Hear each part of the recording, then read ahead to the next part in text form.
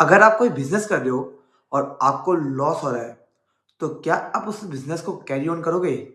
या कोई आपने प्रोजेक्ट किया एंड वहाँ पे आपको लॉस हो रहा है, तो आप उस प्रोजेक्ट को वहीं पे छोड़ दोगे? और जो कंपनियाँ हमें फ़ोन बेचती है, वो भी हमारे ऊपर एक अलग-अलग तरीके के एक्सपेरिमेंट करती है। जैसे कि कभी रोलिंग फ़ोन निकालना, तो कभी फ़ोल्डेबल फ़ोन निकालना।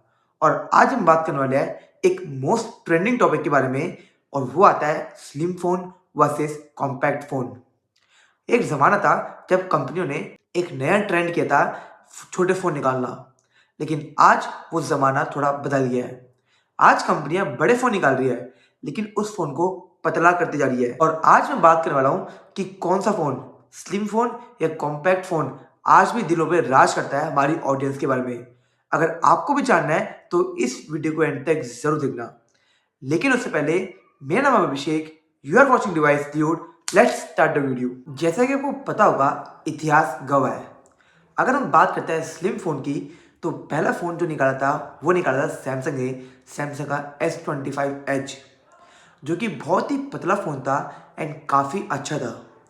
ये बात तो माननी पड़ेगी, जो स्लिम फ़ोन है वो होल्डिंग में इनफैक्ट देखने में बहुत ही ज़्यादा प्रीमियम लगते हैं, लेकिन उतना ही प्रीमियम इनका अमाउंट भी होता है।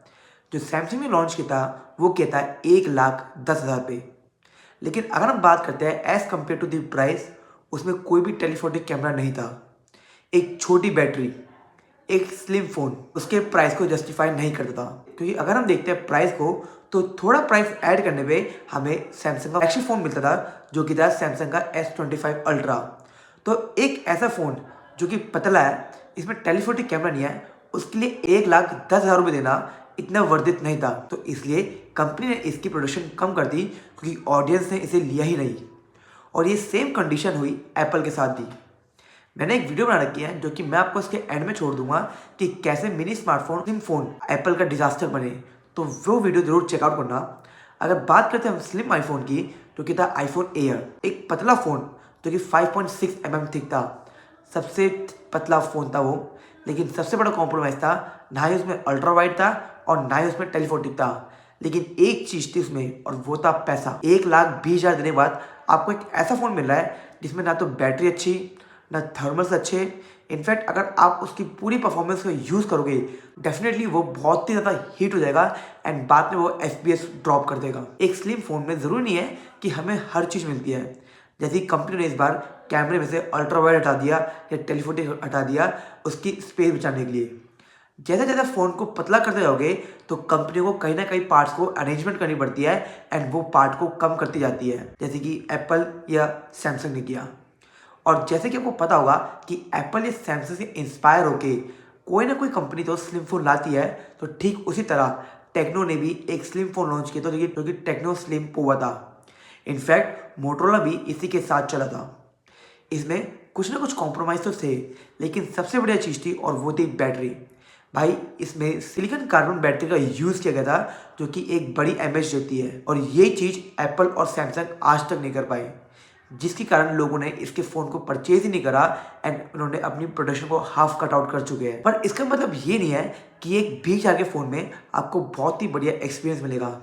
डेफिनेटली भाई, कंपनी ने इसमें अल्ट्रा वाइड कैमरा नहीं दिया है, जो कि कहीं ना कहीं कैमरे में कुछ कमी देता है। लेकिन फिर भी अगर हम बात करते हैं बैटरी की, तो बैटरी बहुत ही बढ़िया दी है। लेकिन अगर हम बात करते हैं बजट में, तो ये कहीं ना कहीं हार्डवेयर में लैग करता है, जो कि एक अच्छी परफॉर्मेंस नहीं दे पाता। एंड ये चीज़ आती है हमारी हीटिंग को। अगर आपका फ़ोन स्लिम है, पतला है, तो डेफिनेटली भाई उसमें हीटिंग बहुत ही ज़्यादा मिलेगी as compare to the normal smartphone, क्योंकि उसमें जो हीटिंग है वो कहीं भी डिस्पैच नहीं हो पाएगी एंड फ़ोन बहुत ही जल्दी गर्म हो जाएगा। वैसे तो आपको पता होगा कि आजकल कंपनियां अपना नंबर बनाने के लिए, अपने आप को एडवर्टीजमेंट करने के लिए कई बार फेक न्यूज़ कर लेती है। लेकिन सैमसंग ने किया था कि उनकी FE सीरीज़ नहीं आ रही है, लेकिन आज के टाइम में भी उनकी FE सीरीज़ आती है। तो कह नहीं सकते कि कल को ये कंपनियां स्लिम फ़ोन या फिर कॉम्पैक्ट फ़ोन को लाएगी। लेकिन अगर हम बात करते हैं आज की न्यूज़ के बारे में, तो डेफिनेटली भाई इन्होंने प्रोडक्शन को कम कर दिया है, क्योंकि इसकी सेल नहीं हो रही है। क्योंकि स्लिम फ़ोन को लॉन्च करने में बहुत से कॉम्प्रोमाइज़ होते हैं, जैसे कि battery, thermal issue, ultra wide, या कहीं न कहीं हमें कॉम्प्रोमाइज़ करना पड़ता है अगर हमें एक स्लिम फ़ोन चाहिए। डेफिनेटली भाई ये होल्डिंग में और दिखने में बहुत ही प्यारे होते हैं, एक प्रीमियम प्राइस होता है इनका।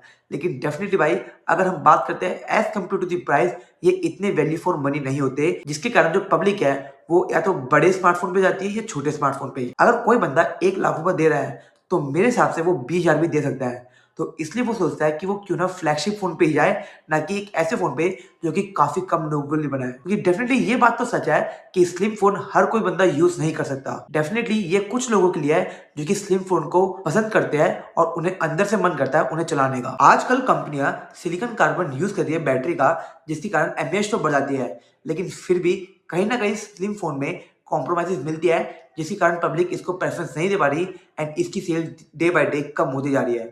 बाकी आप मुझे कमेंट करके बताओ कि आपको एक स्लिम फोन पसंद है या कॉम्पैक्ट फोन, क्योंकि अब हम बात करने वाले हैं कॉम्पैक्ट फोन के बारे में। सबसे पहले एक एप्पल ने लॉन्च किया था कॉम्पैक्ट फोन, जो कि था मिनी सीरीज, जो कि iPhone 12 mini and iPhone 30 mini आया था, एंड उसके बाद एप्पल ने इन्हें डिसकंटिन्यू कर दिया था।